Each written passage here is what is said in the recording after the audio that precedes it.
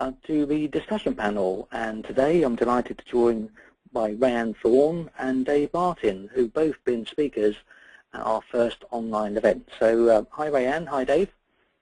Hi there. Hi everyone.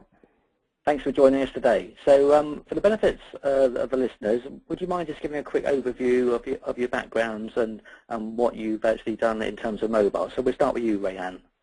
Sure.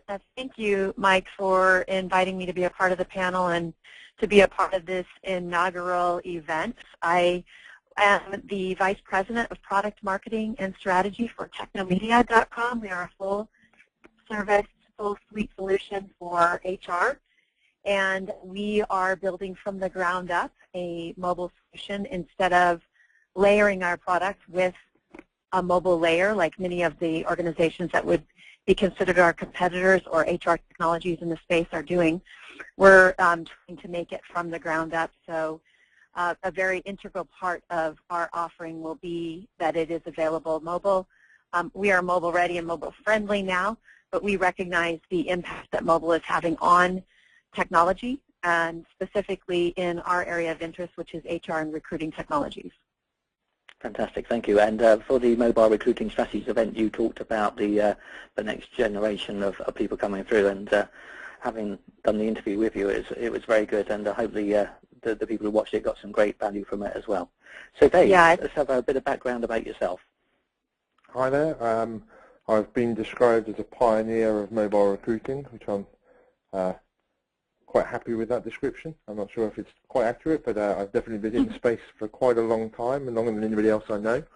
I'm currently CTO for 3Sparks Global, which is a mobile-first recruitment inbound marketing company. We're started by myself and co-founder Matt Alder, and we focus very much on some really interesting tools around mobile-first inbound marketing to get candidates through the funnel and to extend reach and multiply the value of social media.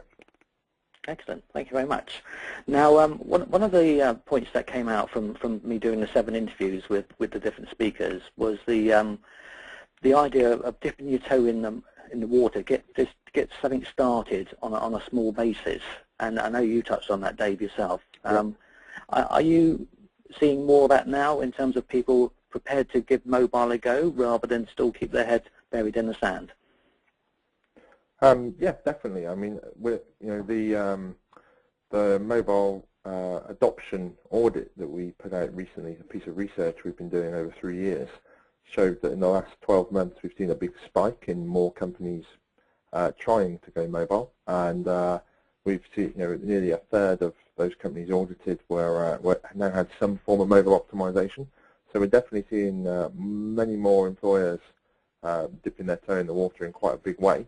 Unfortunately, we've still got a long way. There's a big difference between optimized and optimal, and I think unfortunately an awful lot of those optimized fit the problem that Rayanne touched on of stuck on layers that vendors of mobile that vendors have tagged onto their product rather than delivering the solution in an optimal fashion. And the lean approach that we discussed in my talk with you was really a way to show employers how valuable it is to do it correctly and to give them some stats and business cases to then invest properly. Right, and I would add to that. I would add to that I think the reason we're hearing more and more about it is because the leaders and directors, managers for these different organizations are recognizing how important mobile has become in their own lives, their personal lives, and so they can see the impact that it will have on their profession, on their industry, and on their organization. And we can quote numbers all day, but the fact is that currently there are more mobile devices on the earth than there are people, and so that's definitely going to change how we move forward with business. And Dave touched on social media. I think that we're at a juncture in technology development, in particular in HR and recruiting technologies, where social and mobile are so closely intertwined that we cannot consider them as two separate entities. We have to consider the value of both and how they work together. I mean, that's an amazingly valuable point there, Ryan. All the social companies that our industry piggybacks, i.e. Twitter, Facebook, etc., are now calling themselves mobile companies. Right. So if we are playing in their ecosystem, which we are, we have to change with them. That's exactly right. And also, in your presentation, Ryan, you talked about the next generation. They know nothing else but mobile, and they certainly get disappointed when it comes to looking for a job on a mobile. Right. How quickly do you think that will change because the pressure on companies to actually do something quickly? Yeah, you know, I would love to say that that's going to change over the next 6 to 12 months, but unfortunately I think it's going to take a little bit longer than that. I think there are still organizations and heads of organizations that are dragging their feet and thinking that it's not something that will impact their business directly. They've been successful for a long time. I mean, I can think of a number of Fortune 500 companies right now that if you were to go onto your mobile device and say, I would like to search for a job at company A, B, and C, you will have a horrible experience and not be able to apply online via mobile or via a social channel to those organizations. And so I think that there needs to be a fundamental shift at the very base of these organizations when they consider their outward communications, and that there needs to be some alignment between hiring and HR and marketing and the technologies that these organizations are using. They have to figure out, and they need to do it. They need to do it within the next 6 to 12 months. I just don't think that's a possibility right now. So I think the sooner, and you touched on this in your very first statement about dipping a toe in, the sooner that you get a toe in, and maybe that's just becoming more active via social, which available via mobile, as we've already expressed here, that will be your point of entry and help you to see and realize and recognize the importance that that point of entry is going to be for next gen, or as I stated in my presentation, the difference between next gen and now gen. Folks like myself who are, you know, I'm considered unfortunately to be a baby boomer, a young baby boomer, and I have fully embraced and adopted mobile and social technologies, and they are a big part of my life, work, and professional and home life. And so there's also that generation of people who have jumped, you know, feet first, head first, cannonballed into the pool that is mobile and social. And if I won't work for an organization that doesn't consider this to be of vital importance. They need to recognize how important it is for us to make this. It is a fundamental shift in thinking and in our work processes. Do you think it's a lot to do with the recession we've been through? Because now the UK's come out of it, and we're at a 15-year high in terms of a number of job vacancies. So it's now going to get very competitive trying to find people, and it could be the difference between finding a good applicant or candidate by the fact that they can apply to your company on a mobile. That has a great deal to do with it. It also has to do with maybe some of the skills gaps that are developing because of technologies that are evolving and becoming increasingly used. I think that there is a huge chasm between what the job seeker thinks they need to do to find a job and what the hiring company or the major employer thinks they need to do in order to find employees. And we, like I stated earlier, we've just got to figure out how to align those schools of thought and figure out how we can do it better. Yeah. So Dave, the companies that you're working for or you're looking to do business with in terms of mobile adoption, are they from a particular industry sector, or is it sectors really across the board in terms of people looking to go mobile? It's definitely people from all sectors, different businesses, different sizes, and different industries. It's there is no sweet spot, so to speak, from a particular sector that are all jumping on the mobile space as fast as they can. Right. There is the fact that healthcare and construction gets way over the average volume of job seekers on mobile. So those sectors would benefit phenomenally well right. if they were to jump first and focus on it immediately. But it's across the board and across every level as well. And just to follow on from some of Rayanne's comments, I was listening to a webinar yesterday from Work4, and they mentioned a stat of their data, the real transactions, of 40% of people that had got to the apply page on mobile and it wasn't supported left. So they found that a big percentage, not all, but a big percentage of those mobile job seekers, when they were faced with something that was difficult and wasn't seamless and easy on their mobile device, they completely left the process. And I think the challenge today we have is that we're a very reactive industry in the recruitment space, and that 40% of the mobile traffic leaving those unoptimized pages isn't big enough for the pain barrier to be hit just yet, but it's going to be. And most importantly, which 40% left? I'm pretty certain that it's not that 40% that left weren't the highest, perfect fit, best talent who find it far easier to get a job because they're sought after individuals and highly talented candidates. It's more like which candidates are going through the tougher pain.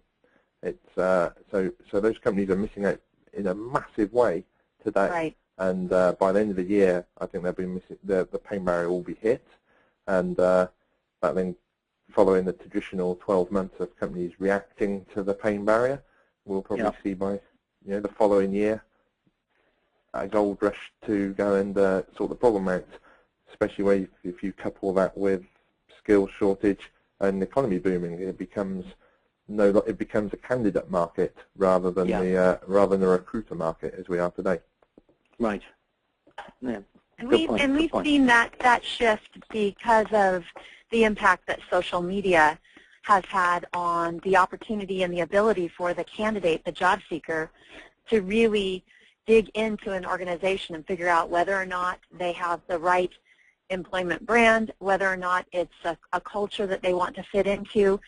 The candidate is holding all the cards right now, and we really need to help the employer to step up their game and figure out how can we find those quality candidates. So we talk all the time about the candidate experience, and nothing is ever really done about it. Right? Everybody talks about it, but nobody really says, how are we going to fix it? And I for a long time I used to write about the recruiter experience. Let's help the recruiters have a better experience. It would be great if we could help recruiters, employers, candidates, job applicants, job seekers all have this optimal experience where their needs are met, they're able to use the tools that are available in front of them to make a connection and actually be able to move forward with closing the opportunities that are out there and honing in on them and making sure that we lower the unemployment rates that are they're still sky high. We need to get them down, and the biggest problem is that we're just not able to make connections. I think what's exciting, what's really exciting, Rayanne, is all the technology and all the solutions to that problem already exist with as many young companies who are likely to be the big companies of the next decade, starting to solve that problem. So it's a very exciting time, I think, to observe our industry. Absolutely is. Absolutely is. We just need to get it out there more and make sure that everybody knows and is aware of what they can do, what's available to them now, how they can start, right? Even if it's just as simple writing a blog, if you have a blog on your site, making sure that it's optimized for mobile so that the education that you're providing regarding what it's like to work for your organization is actually getting to the people that are looking for it. You made a very good point earlier, Rayanne, about the recruiter experience, because we talk about companies not going mobile, but it must be quite frustrating if you're a recruiter and you know you need to go mobile as an organization, but it just can't happen quick enough. It's very frustrating. I think recruiters, because by our very nature, we want to do our job quicker, better, faster, ahead of everybody else. And I think that's why recruiters have latched on to social right away. You know, 10 years ago when we first had these inklings and job boards became more and more social, and the back and forth that we were able to do, the engagement that was actually happening, recruiters wanted to be in on anything that would help them to do to their job faster. You know, it's why we adopted the fax machine so early. It's why we used FedEx or to send information out as quickly as possible. We wanted to be the recruiter that got the quality candidate. And there is opportunity for that to happen now. We can share information quickly. I can remember when I first was able to attach a job description to an email and how wonderful that was to get instant feedback from that candidate, that potential candidate, on that job and whether or not they were going to shoot me a resume and become an active participant in that filling that opening for that company, you know, that whole search process. And so, of course, recruiters are going to jump on board for anything that's going to speed the process. And we feel, many of us feel like there are roadblocks consistently in the way that keep us from actually being able to take advantage of the tools that are available. And there are organizations that are the ones that are putting the roadblocks up. Yeah. You said about attaching a CV, which is an interesting point, because Dave, I know that seems to be a big problem at the moment in terms of applying on a mobile, but you found a way around that, I believe. Okay. There's you know, a number of vendors in the market who have solved that problem or started to solve that problem, and we're one of them. I'm pleased that we are one of them. And you know, the answer is without a doubt to look beyond you know, your own four walls and look at where else candidates have got their profile. We make it very easy for candidates to send us a resume that they might have in their Monster profile without even thinking about the fact that they already have their resume in a cloud. It's called Monster, or it's called Dice, or it's called wherever it happens to be. And we're also trying to push the boundaries with some recruiters to look beyond the standard resume profile. And this isn't for every sector, but some sectors, you know, for example, designers. There's a very strong online profile for designers a system called Dribble, where they show off, you know, Dribble is a place for designers to show off their great work. And that's an online portfolio. It's probably more valuable than any resume. It shows exactly the work that they do. You know, to be able to include that as part of the process as well, which is things we're working on now, or for developers to be able to apply, for software developers to be able to apply with their GitHub or their Stack Overflow account, so they can, the recruiter and the hiring manager can immediately see code that they write. It's you know, there are loads of other solutions, not just attaching their resume from Monster or Dropbox or Google Drive or all the other places we can get it. There's also you know, looking beyond something even more richer than the resume for certain sectors, not all, but for certain. Right, and I think that we will lose if we continue to say that's not how we've always done it, right? And so we have to start thinking outside. And, you know, this is not how we did it 10 years ago.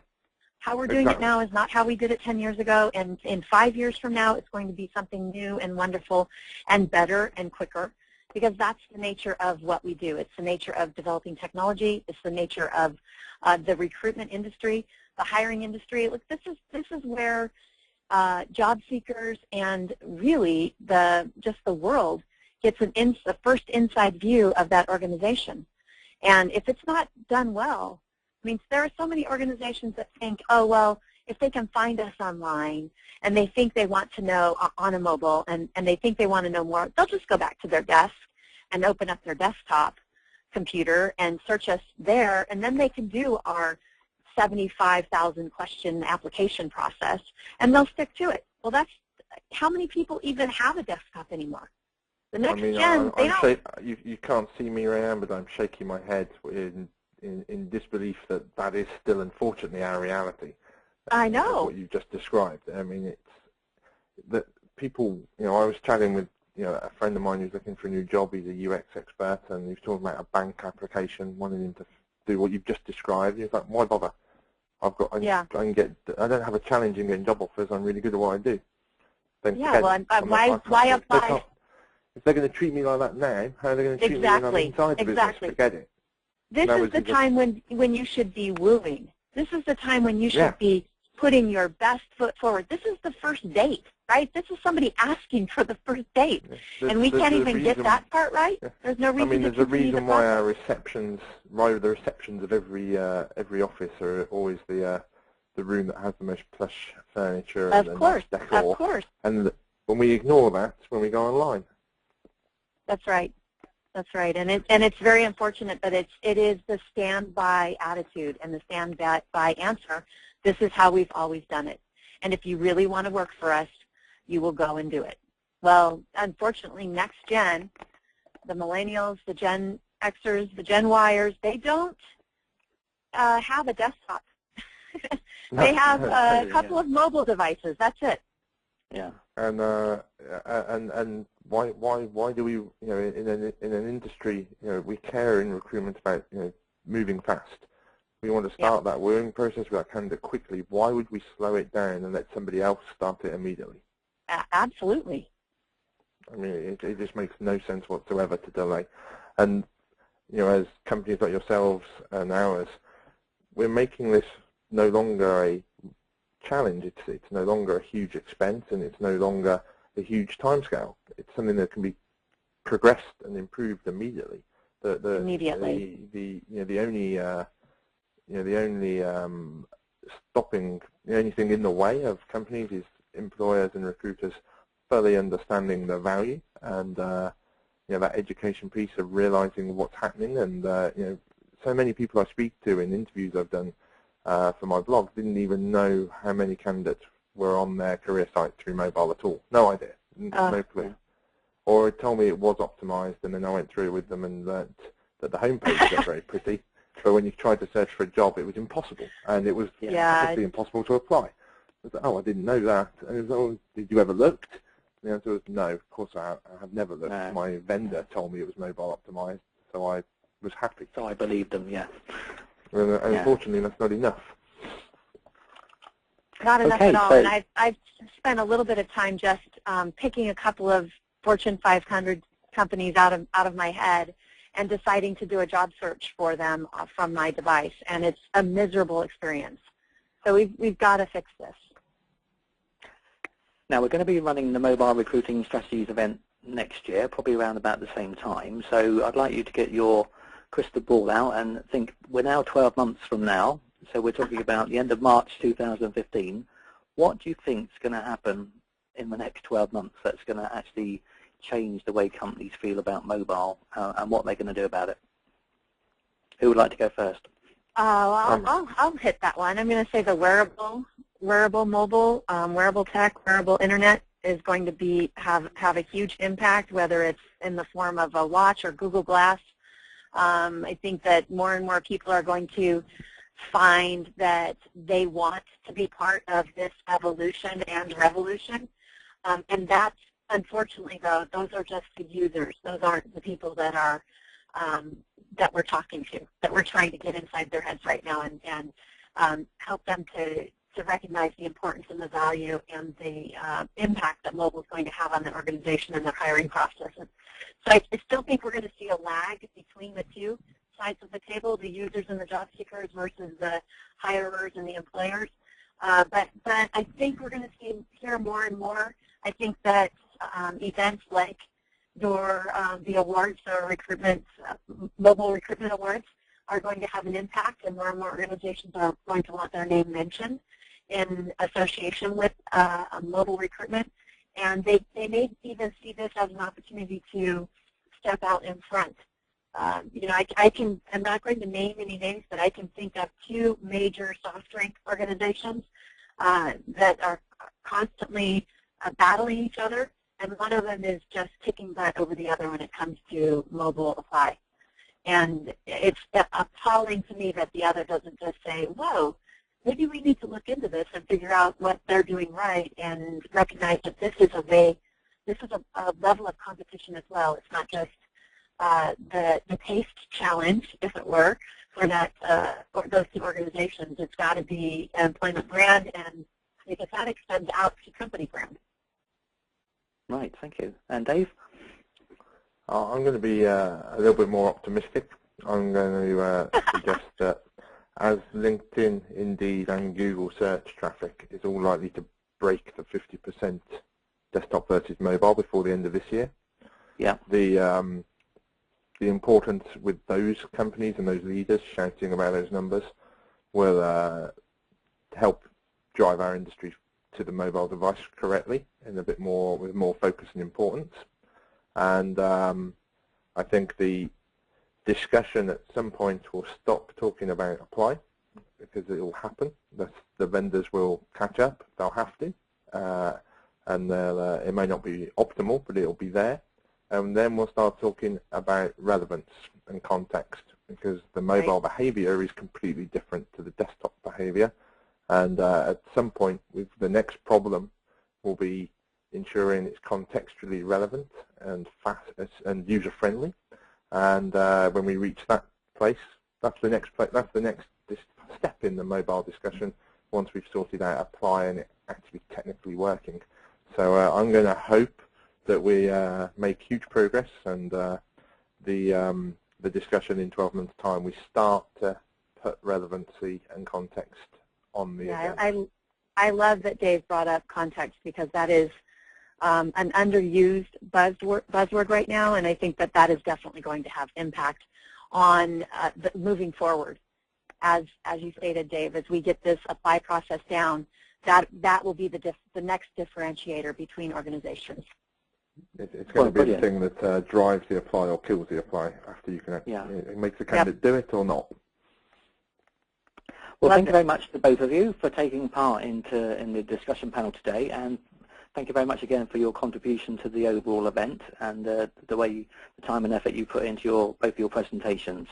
So hopefully we can catch up with you in 12 months' time at the 2015 Mobile Recruiting Strategies and continue the conversation, and I'll get the old recording out and we'll see what we did. Would love that. I look forward to it, Mike. Yeah, so thanks very much again, and I'll see you soon. Thanks. Thanks, everyone.